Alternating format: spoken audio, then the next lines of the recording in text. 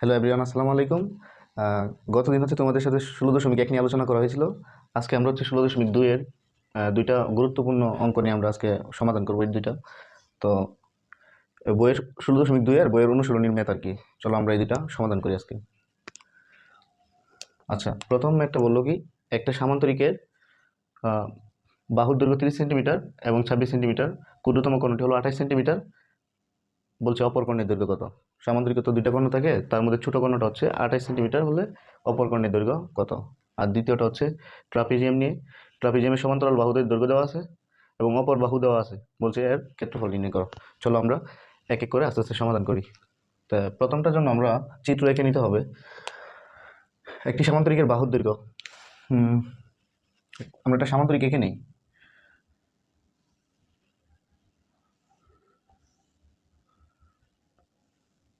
আমি ধরে নিই, মনে করি এবিসি একটা সামান্তরিক, এ বি সি ডি একটা সামান্তরিক। এই সামান্তরিকের বাহুর দৈর্ঘ্য 30 সেন্টিমিটার ও 26 সেন্টিমিটার, মানে দৈর্ঘ্যটা হচ্ছে 30 সেন্টিমিটার আর প্রস্থ হচ্ছে 26 সেন্টিমিটার। তাহলে এটা হচ্ছে 30 সেন্টিমিটার আর এটা হচ্ছে 26 সেন্টিমিটার।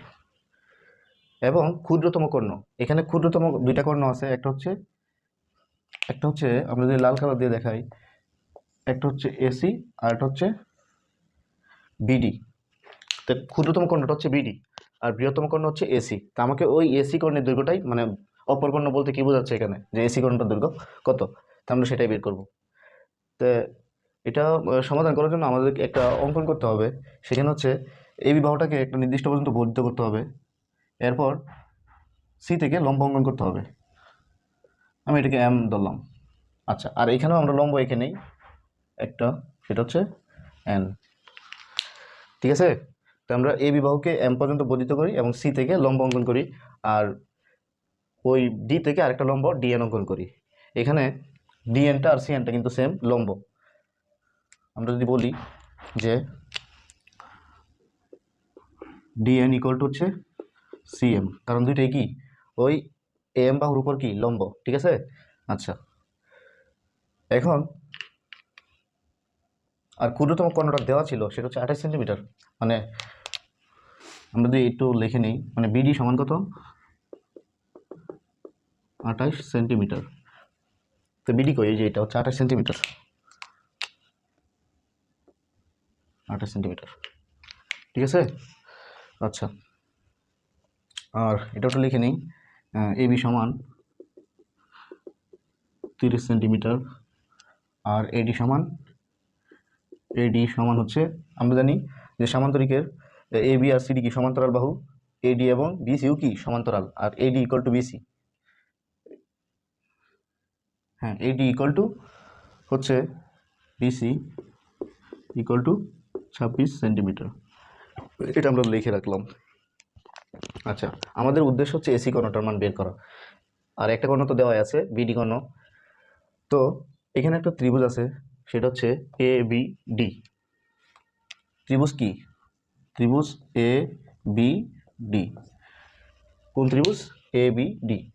এই ত্রিভুজের ক্ষেত্রে এ বি বিডি এবং এডি তিনটা বাহুর মানই দেওয়া আছে। আর আমরা জানি ত্রিভুজের তিনটা বাহু যদি দেওয়া থাকে, একটা ত্রিভুজের তিনটা বাহু যদি দেওয়া থাকে, তাহলে তাকে অর্ধ পরিসীমা বের করতে হয়, A plus B plus C by 2। এরপর ক্ষেত্রফল হচ্ছে S into S minus A S minus B S minus C. এটা দেওয়া করতে হয় স্বাভাবিক ক্ষেত্রে যদি তিনটা বাহুর দৈর্ঘ্য দেওয়া থাকে। যেহেতু এখানে তিনটা বাহুর দৈর্ঘ্য দেওয়া আছে, সো আমরা এই সূত্রটাকে অ্যাপ্লাই করে এটা সমাধান করব। আচ্ছা, তাহলে প্রথমে আমরা অর্ধপরিসীমাটা বের করে নিই। তাহলে s equal to 26 plus 30 plus 28 divide by 2।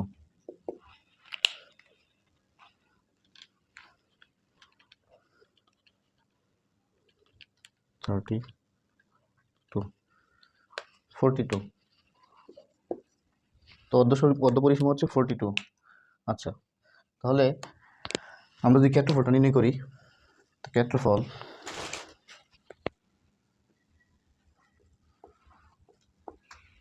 হচ্ছে root over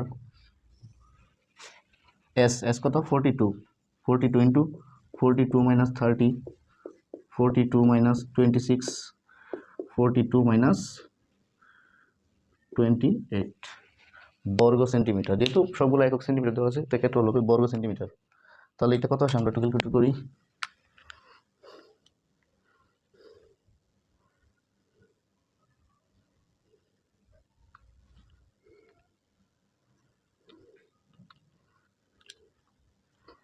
thirty cross 40 bracket 42 minus 26 into 42 minus 28 আসছে হচ্ছে এরকম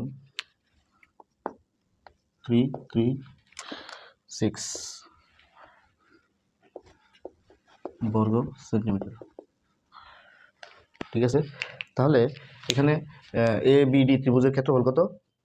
336 বর্গ সেন্টিমিটার। এখন আমাদের উদ্দেশ্য হচ্ছে এ বি ডি মানে ক্ষেত্রফলটা কেন বের করলাম, আমার উদ্দেশ্য হচ্ছে কি ডিএন বা সিএম এর উচ্চতাটা নির্ণয় করার জন্য।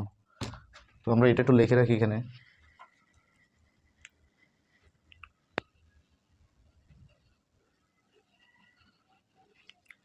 তাহলে সুতরাং ত্রিভুজ এ বি ডি এর ক্ষেত্রফল 336 বর্গ সেন্টিমিটার। আচ্ছা, এখন আমরা এবিডি ত্রিভুজের ক্ষেত্রফল পেলাম 336 বর্গ সেন্টিমিটার।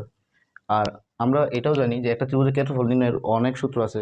তো এখানে ত্রিভুজের উচ্চতা হচ্ছে এবিডি ত্রিভুজের উচ্চতা হচ্ছে ডিএন। তা আমরা তো এটাও বলতে পারি যে এবিডি ত্রিভুজের জন্য ক্ষেত্রফল কি হাফ ইন্টু ভূমি কোনটা, ভূমি হচ্ছে এবি, আর উচ্চতা কোনটা, উচ্চতা হচ্ছে ডিএন অথবা সিএম। এই ত্রিভুজের ক্ষেত্রে ডিএন, তাহলে এই ত্রিভুজেরই তো ক্ষেত্রফল, তাহলে আমরা এটা ইকুয়াল টু বলতে পারি 336। আচ্ছা,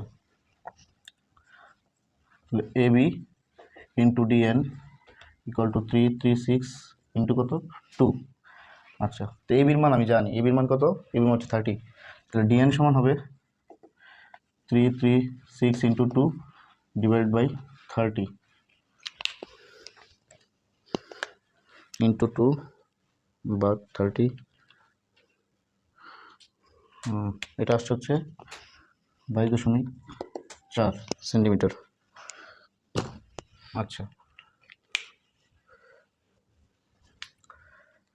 তাহলে আমরা ডিএন এর মান কত পাইলাম, ডিএন ইকুয়াল টু সিএম পাইলাম হচ্ছে 22.4 সেন্টিমিটার।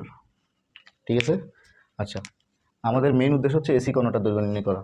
তো এটার মান 26, এটাও 26, আর এটার মান পাইছি আমরা 22.4। আচ্ছা, এখন আমরা যদি এটা একটু মুছে দেই,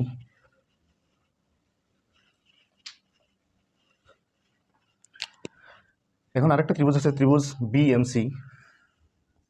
ত্রিভুজ বিএমসি এই ত্রিভুজের জন্য, এই ত্রিভুজটা হচ্ছে একটা সমকোণী ত্রিভুজ। কেন? কারণ বি কোণটা হচ্ছে 90 ডিগ্রি, এই কোণটা কি 90 ডিগ্রি, বা সমকোণী ত্রিভুজ বিএমসি সমকোণী ত্রিভুজ।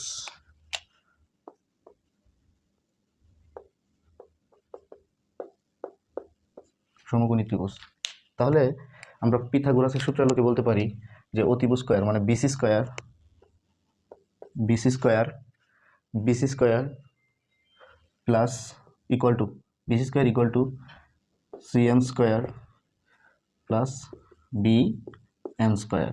আচ্ছা, আমাদের দরকারটা কি বিএম, বিএম এর মান কত? তো BM square equal to BC square minus CM square.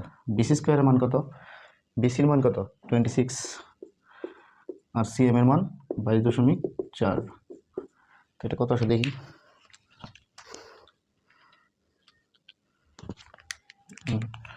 26 square মান হচ্ছে 676 মাইনাস 4 স্কয়ার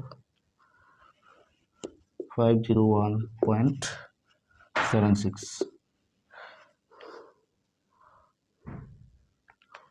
676 মাইনাস 17424। আচ্ছা, তাহলে এটা হচ্ছে বিএম স্কোয়ারের মান। তো সুতরাং বিএম কত হবে? আমরা জানি এক পাশে স্কোয়ার হলে অন্য পাশে রুট ওভার হয়। 174.24 তে রুট অন, এটা হচ্ছে 13.2। তো এই যে বিএম এতটুকুর মান কত? 13.2। আচ্ছা, এখানে তাহলে আমার দরকার হচ্ছে কি, যদি এমটা হয়, এম সমান আমি কি বলতে পারি? এম সমান আমি কি বলতে পারি? এম সমান AB plus BM, AB plus BM. এবির মান কত? এবির মান হচ্ছে 30, 30 প্লাস, আর এটা কত? 13.2, 43.2 সেন্টিমিটার। ঠিক আছে, তাহলে এমটা হচ্ছে 43.2 সেন্টিমিটার। এখন আমি সব পেয়ে গেলাম, এম পাইলাম, সি এমও জানি। এখন এই ত্রিভুজটা কি আরেকটা সমকোণী ত্রিভুজ হয় না? ত্রিভুজ এ এম সি, কারণ এই কোণটা কি 90 ডিগ্রি। ত্রিভুজ এ এম সি, এই কোণ, এটা কি সমকোণী ত্রিভুজ। কেন? কারণ এখানে এম কোণটা কি 90 ডিগ্রি বা সমকোণ, সমকোণী ত্রিভুজ। তাহলে আমরা এই ত্রিভুজের আলোকে বলতে পারি এখানে অতিভুজ কোনটা? অতিভুজ হচ্ছে এসি, আর ভূমি হচ্ছে এম, আর উচ্চতা হচ্ছে কি এমসি। তাহলে আমরা বলতে পারি অতিভুজ স্কয়ার মানে পিথাগোরাসের সূত্র অনুযায়ী, Pythagoras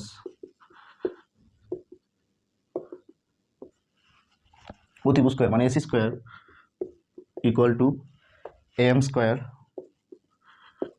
M square plus MC square, MC square. আচ্ছা, তা আমার দরকার কি? এসিটাই। তাহলে AC square is equal to M এর মান কত? এম এর মান হচ্ছে 2 স্কয়ার প্লাস, আর এমসির মান কত? 22.4, 22.4 স্কয়ার। ঠিক আছে, তাহলে আমরা যদি ক্যালকুলেট করি এটা, হুম,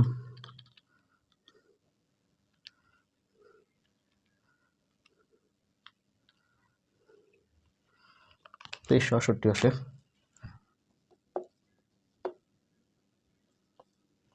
2368, তো এটা হচ্ছে এসি স্কোয়ারের মান। সুতরাং এসি হবে এটা রুট আর্মস 48.66 এত সেন্টিমিটার। ঠিক আছে, তাহলে আমরা বলতে পারি সুতরাং বৃহত্তম কর্ণের দৈর্ঘ্য অথবা অপর কর্ণের দৈর্ঘ্য এসি ইকুয়াল টু হচ্ছে 48.66